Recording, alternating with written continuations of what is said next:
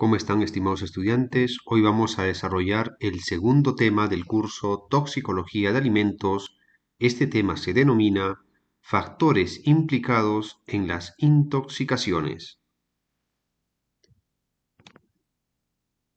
Dentro de ello vamos a abarcar un poquito y hablar sobre lo que es toxicología. Ya la hemos visto en los conceptos previos en el tema número uno. Sin embargo, acá vamos a decir ahora que la toxicología es la ciencia que estudia las sustancias químicas y los agentes físicos capaces de producir alteraciones patológicas a los organismos vivos. Acá hablamos de todos los sistemas biológicos. No solamente estamos hablando de las personas, organismos vivos en su conjunto. A su vez de descifrar los mecanismos que producen tales alteraciones y los medios para contrarrestarlas. Esta información es proporcionada por el autor Pedro Valle Vega 2000. Debemos de tener en cuenta entonces, en este caso, el cómo ingresa el agente, yo debo de conocer. El tiempo de interacción, claro que sí, y vamos a ver algunos otros factores implicados, muy importantes, pero vamos a hacer un poquito de introducción y vamos a ver aquí la evolución de la toxicología en ramas específicas. Nosotros obviamente trabajamos en la parte de alimentos, que está asociada a la parte bromatológica. Aquí vemos algo muy importante y nos dice toxicología de alimentos o bromatológica. Especialidad de la toxicología ambiental. Oye, ¿será cierto eso? Claro que sí, lo vimos en la diapositiva anterior. ¿De dónde parte? Ah, mira. Hemos iniciado con toxicología, tenemos la rama cuantitativa, mecanicista, pero también tenemos otras ramas, miren, tenemos la otra rama forense clínica y ambiental. Dentro de esa ambiental tenemos la laboral o ocupacional, la farmacológica y la bromatológica. Y ahí se encuentra entonces en el segundo eslabón. Se refiere al conocimiento sistemático y científico de la presencia de sustancias dañinas en los alimentos. Oye, entonces eso quiere decir que la teoría de Paracelso de que toda sustancia es dañina, que no hay ninguna que no lo sea, ¿será cierto? Pues claro que sí. ¿Y de qué dependía eso? Finalmente de la dosis, de la cantidad. Para evitar, dice, la ingesta de una cantidad que pongan en riesgo, nuestra salud, nuestra salud. Oye, ¿diferentes alimentos que consumimos son tóxicos? Pues la respuesta es sí. Y si los consumimos en exceso, pues obviamente hay una mayor probabilidad de que genere un efecto negativo. Y acá aparece Paracelso. Y nos dice, oye, factores implicados en las intoxicaciones. ¿Y qué dice el Señor? Miren, todas las sustancias son venenosas. No hay ninguna que no sea tóxica. La correcta dosis diferencia al veneno del remedio. Aquí hablamos entonces de que existe un aforismo o una regla dada por Paracelso, que a la fecha perdura en el tiempo y más aún en los temas toxicológicos. Recuerden, todas las sustancias son venenosas. No hay ninguna que no sea tóxica. La correcta dosis diferencia al veneno del remedio. Y eso hay que tener en cuenta. Y aquí viene la parte de los corolarios de Paracelso. ¿Y qué viene a ser el corolario? Es el razonamiento, juicio o hecho que es consecuencia lógica de lo demostrado o sucedido anteriormente. Muy bien, entonces, ¿qué es lo que nos dice? La experimentación es esencial en el examen de la respuesta a cualquier tipo de sustancia. Yo no sé qué es lo que va a ocurrir, pero la experimentación me va a dar esas respuestas. Se debe hacer una distinción entre el efecto hacia la propiedad tóxica y terapéutica de las sustancias. Hay una brecha y lo vamos a ver más adelante. Mientras la distancia entre la dosis benéfica o terapéutica y la dosis tóxica sea más grande, pues existe menor probabilidad de error. Pero mientras esta distancia, esta brecha sea más pequeña, existe mayor probabilidad de error. Existe mayor probabilidad de error. Punto muy importante. Factores implicados en la intoxicación. La acción de un agente tóxico sobre un organismo vivo. Eso me produce una intoxicación. Y esta intoxicación dice que es un proceso complejo con múltiples factores. Oye, ¿y cuáles son esos factores? Según bibliografía, estos son los 5 factores implicados en las intoxicaciones. El carácter tóxico del propio agente xenobiótico. ¿Cómo es este? ¿Qué características tiene? Si lo quieres llevar a otro ámbito, ¿cuán peligroso es? ¿Cuánto necesito para generar un efecto negativo? ¿Necesito bastante o necesito más que una pizca?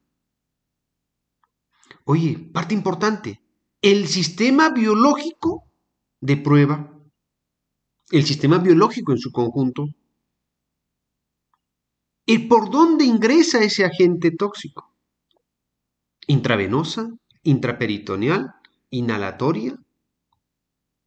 El tiempo de interacción del agente tóxico.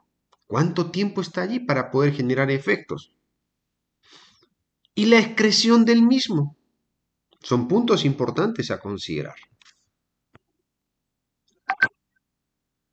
Carácter tóxico del agente xenobiótico. Agente que produce intoxicación. Podemos trabajar con físico y químico. Nos enfocamos a la parte del agente químico, asociado a la toxicología de alimentos. En farmacología se le denomina sustancia extraña al organismo, que viene a ser igual a decir agente xenobiótico. Aunque un agente que produce una intoxicación puede ser químico o físico, en toxicología de alimentos se refiere exclusivamente a sustancias químicas.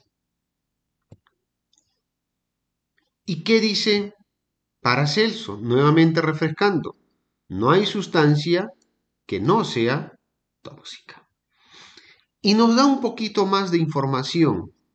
Incluso el oxígeno, que es esencial para mantener la vida de cualquier organismo aerobio, se sabe que una atmósfera de oxígeno puro es dañina para cualquier mamífero, ya que se consume rápidamente el ácido aminobutírico, moderador de la transmisión nerviosa cerebral. Y como consecuencia, se producen graves alteraciones nerviosas que llevan a convulsiones e incluso la muerte. Aquí hay un punto muy importante y ustedes pueden observar y nos dice toxicidad aguda de algunas sustancias representativas. Tenemos nosotros aquí un pequeño ribete al nivel inferior, dosis letal media, la cual produce la muerte en el 50% de los animales experimentados. Expresado este dato como miligramos del compuesto por kilogramo de peso corporal. Y ustedes observan, miren, la dosis letal 50, que yo también la encuentro en las FDS o MSDS de cada uno de los productos que yo puedo adquirir, me dice que para el caso del alcohol etílico, la DL50 es 10.000 miligramos por kilogramo de peso corporal. Uy, mira, qué peligroso, qué tóxico que es, ¿sí? Pero si lo comparas con la toxina botulínica es 0.00001. Entonces dices, pues ¿cuál es más tóxico? ¿Será el que requieres mayor cantidad o el que requieres menor cantidad? Y la respuesta es más que sencilla, pues el que requiere es menor cantidad. Menor cantidad. Es obviamente mucho más tóxico. Para cada una de las sustancias químicas se tiene un grado de toxicidad. El rango de dosis necesaria para producir un daño en un organismo vivo es muy amplio.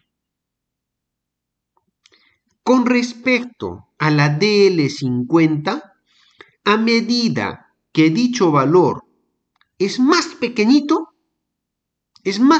como el que estamos viendo, toxina botulínica, dioxina, tetrodoxina, mientras más pequeñito sea, nuevamente lo vamos a repetir, es más tóxico. Y siempre recuerden, esto se expresa en miligramos por kilogramo de peso corporal. Siguiente punto importante. Hablamos del sistema biológico. Sistema biológico. Ya hemos visto el carácter tóxico. Ahora estamos hablando del sistema biológico.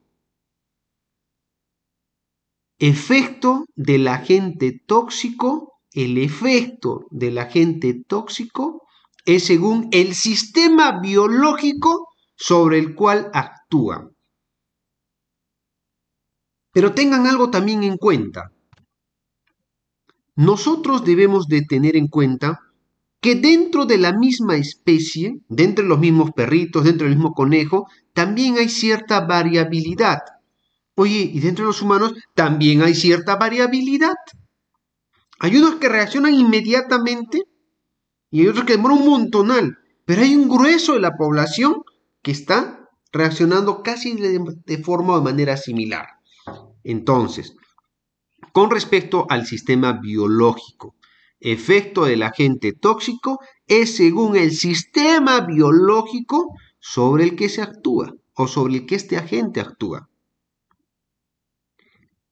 Y como dice inferiormente, la sensibilidad al agente tóxico varía entre especies y el hombre.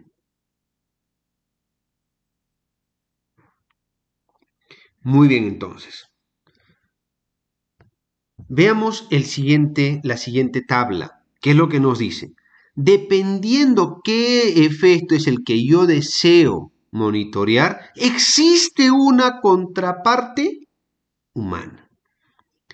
Modelo animal, por ejemplo, vamos a hablar de bocio congénito. Bocio. Especie en bovinos.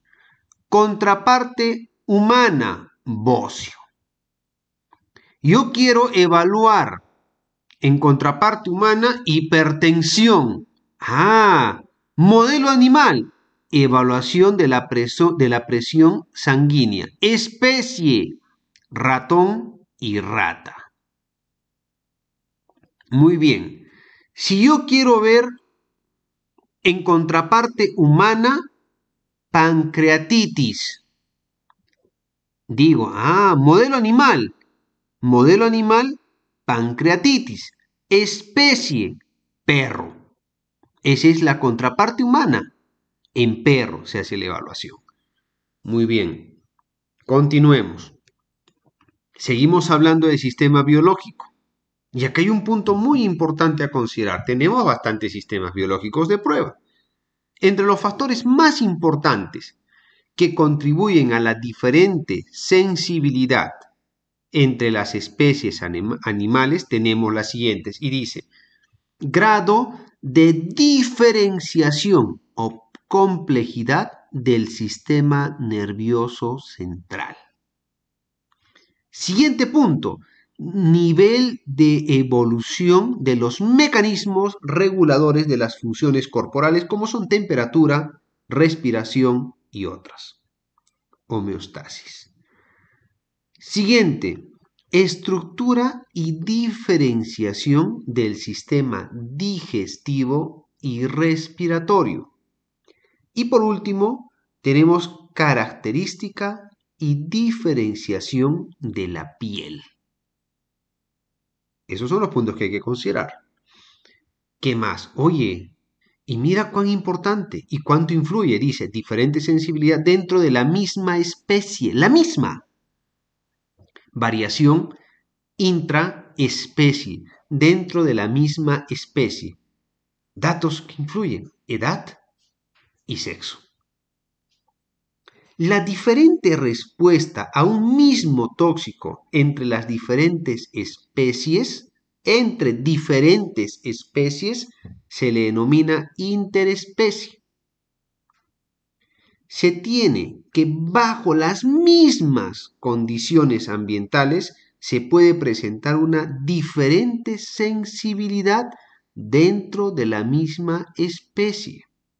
A eso le denominamos variación intraespecie, la cual va a estar generalmente influenciada por dos parámetros muy marcados: edad y sexo. Edad y sexo. Punto importante, y ustedes pueden observar qué es lo que ocurre. ¿De acuerdo? Tenemos acá una pequeña gráfica que nos dice actividad del sistema monooxigenasa en las primeras etapas de la vida humana. El comportamiento es cambiante. Hablamos del porcentaje de actividad del sistema monooxigenasa en la etapa de gestación, en el nacimiento y en el periodo postnatal. ¿Cómo va a ir cambiando? Referente a la edad, se ha observado que al nacer los mamíferos tienen un incremento continuo de la actividad enzimática del hígado. También se ha observado que el nacimiento prematuro o gestación prolongada puede afectar la actividad normal de ciertas enzimas hepáticas. También podemos indicar que la actividad del sistema de oxidación microsomal es en la primera etapa de la vida del humano sufre un cambio bastante rápido. Y acá tenemos algo muy importante, el proceso de detoxificación, afectado por la edad.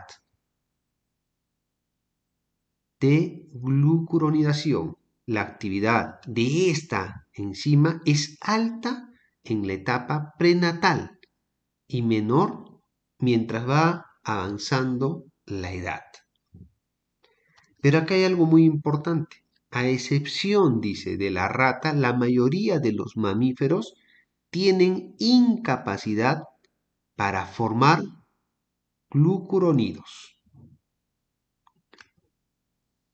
Esto está asociado a la deficiencia de la actividad de la glucuronil transferasa y un bajo nivel de ácido uridín difosforoglucónico necesarios para el proceso de glucuronidación.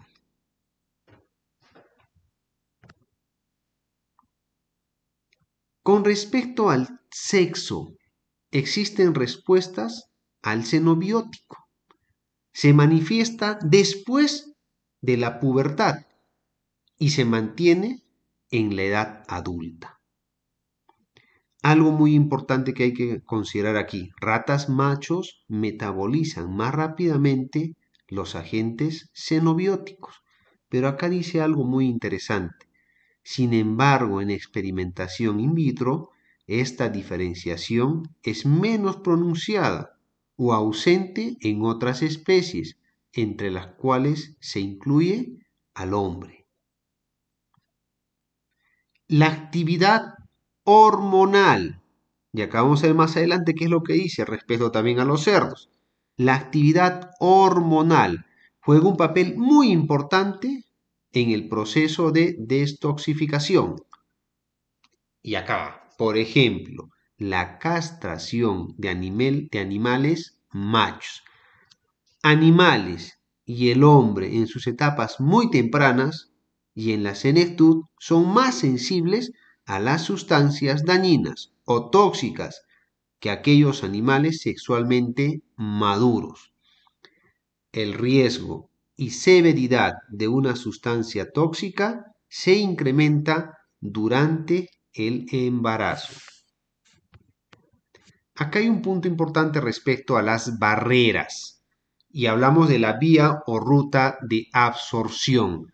Tú tienes el agente tóxico, pero existen barreras cutánea, gastrointestinal, alveolar, los pulmones, vascular, hematoencefálica y placentaria. Finalmente, ingresa al sistema biológico. Debemos de tener en cuenta, y según un autor nos dice, disolvente hexano, si una persona adulta inhala sus vapores, en un lapso de 1 a 3 minutos puede perder el conocimiento.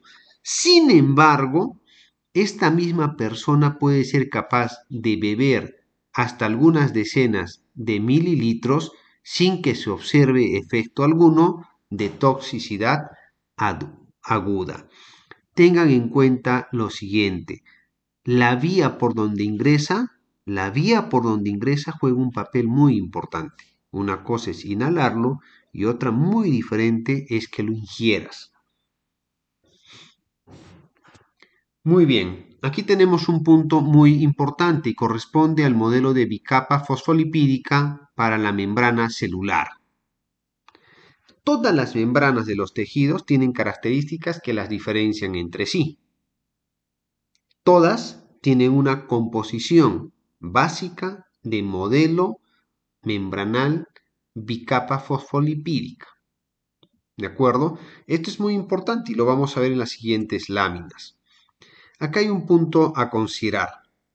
La parte hidrofílica asegura la estabilidad de la membrana con el ambiente hidrofílico exterior, así como el intracelular del citosol. Hidrofóbico repele el agua. Hidrofílico acepta el agua. En contraste, las colas no polares que ustedes observan, no polares constituidas por ácidos grasos, le confieren una orientación ordenada a esta masa membranal. Asimismo, los ácidos grasos insaturados le van a proporcionar fluidez, el paso continuo, fluidez. Esto que estamos mencionando condiciona que las sustancias hidrofóbicas, aquellas que repelen, puedan fluir con mayor facilidad a través de esta estructura membranal que aquellas con carácter hidrófilo. Las proteínas que se encuentran intercaladas en la bicapa fosfolipídica pueden penetrar a lo largo de ella y se denominan proteínas intrínsecas transmembránicas.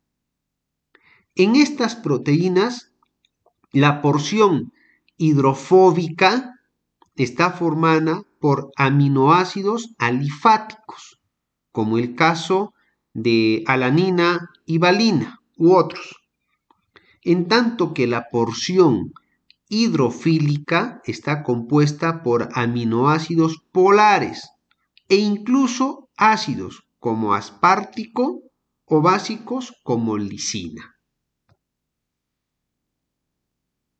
Las sustancias atraviesan las membranas celulares por dos fenómenos principalmente, ya sea por difusión pasiva o transporte activo. Vamos a ver qué significa.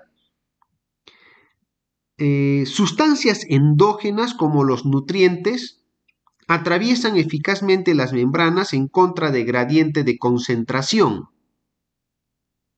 sustancias endógenas como nutrientes, como ejemplo, nutrientes, atraviesan las membranas en contra de gradiente de concentración por transporte activo, lo que implica la combinación del agente endógeno con quién, ya lo habíamos dicho anteriormente, con esa proteína transmembránica intrínseca, muy específica.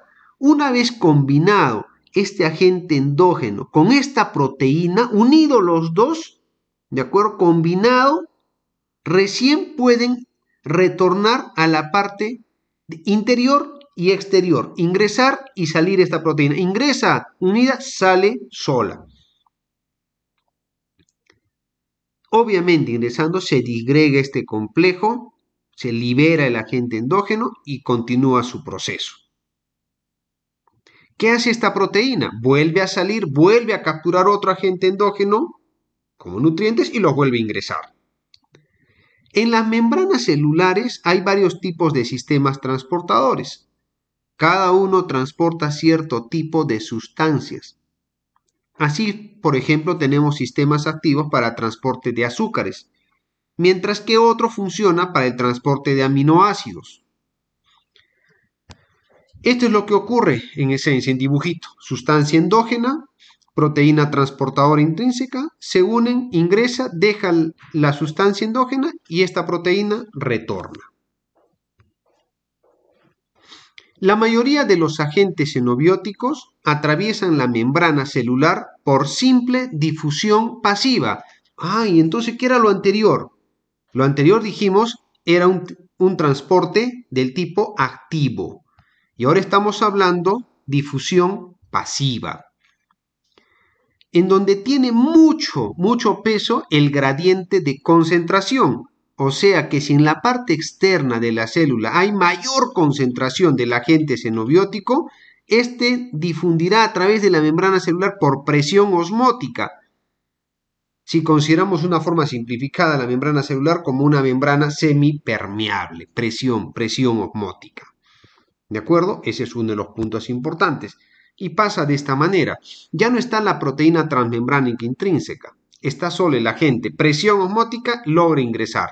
De acuerdo, hay una gradiente de concentración que se rompe y automáticamente ejerce presión e ingresa. Muy bien.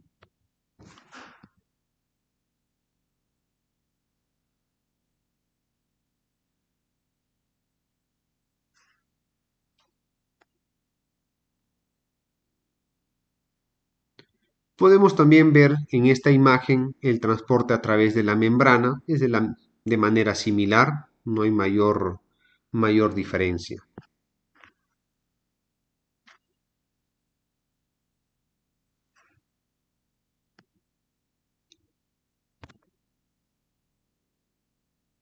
Muy bien, entonces tenemos aquí ahora el grado de ionización del ácido benzoico y anilina de acuerdo al pH del medio.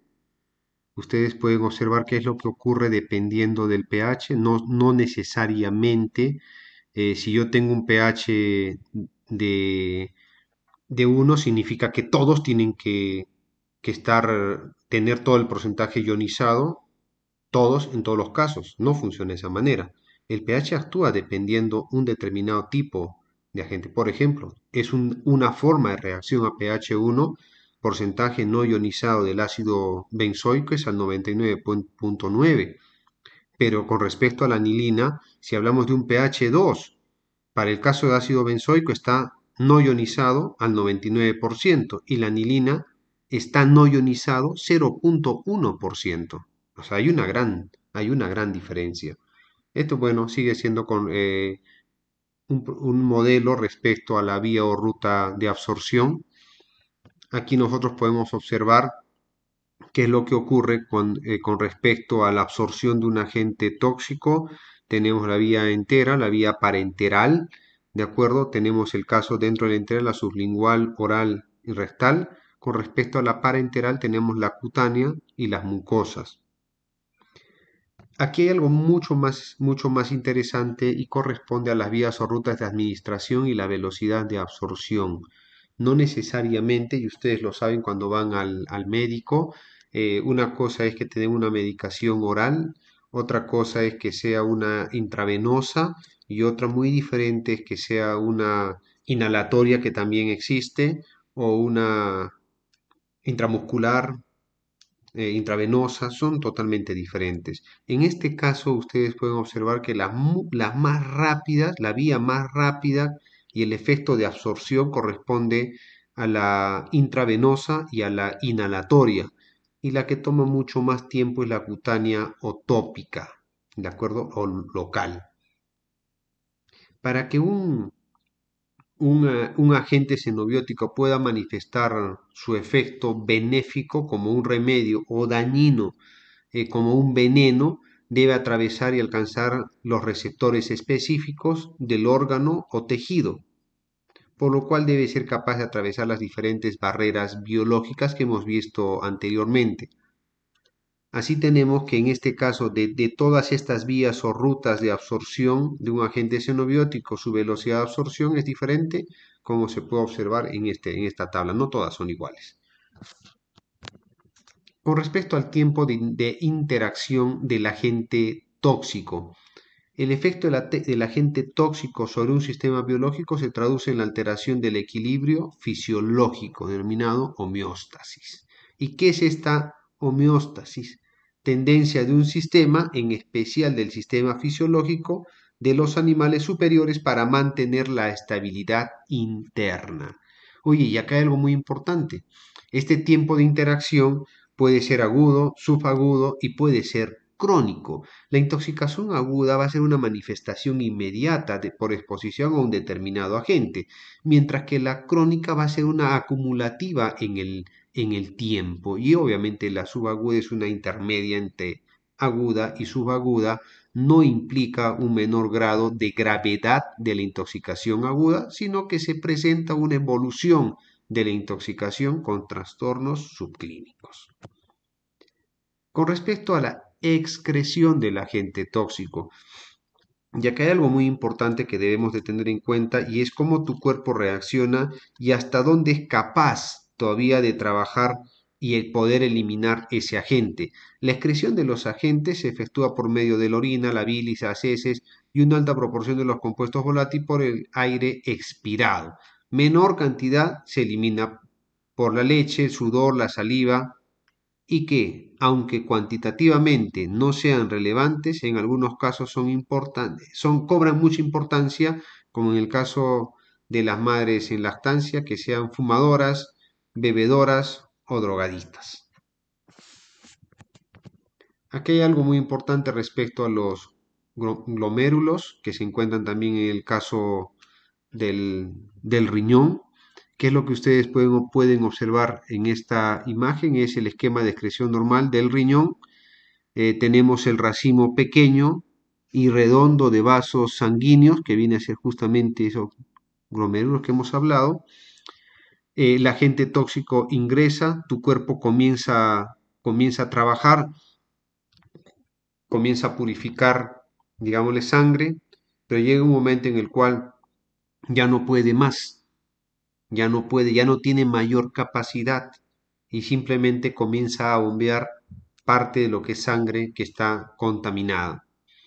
Sabemos que el mejor sistema de excreción de los agentes tóxicos viene a ser la vía urinaria, ¿de acuerdo? Pero tienes una capacidad máxima. Superado eso, ya no puede tu cuerpo seguir trabajando con la misma eficiencia y ya pasamos a una etapa de manifestar efectos negativos, que es lo mismo que puede ocurrir cuando ingieres, por ejemplo, alcohol. Entonces, aquí vamos a ver, tenemos el caso de la arteria, están los glomérulos, que hemos dicho ya que viene a ser ese racimito pequeñísimo que está ahí adentro, pasamos por una filtración pasiva, un tubo proximal, secreción activa de ácidos y bases, tenemos un túbulo distal, secreción pasiva, ácidos y bases, reabsorción pasiva, sustancias liposolubles, ¿de acuerdo? Tenemos ahí un retorno, de acuerdo a la vena, tenemos el tubo colector y se va a la vejiga. Pero dense cuenta, hay un punto en el cual hay un retorno. Hay un retorno. Sí, mira, secreción activa, ácidos y bases. Ahí nomás. Pero secreción activa, siguiente etapa, reabsorción pasiva, sustancias liposolubles, reabsorción pasiva, sustancias liposolubles. ¿Dónde están retornando? Arteria, glomérulo, vena.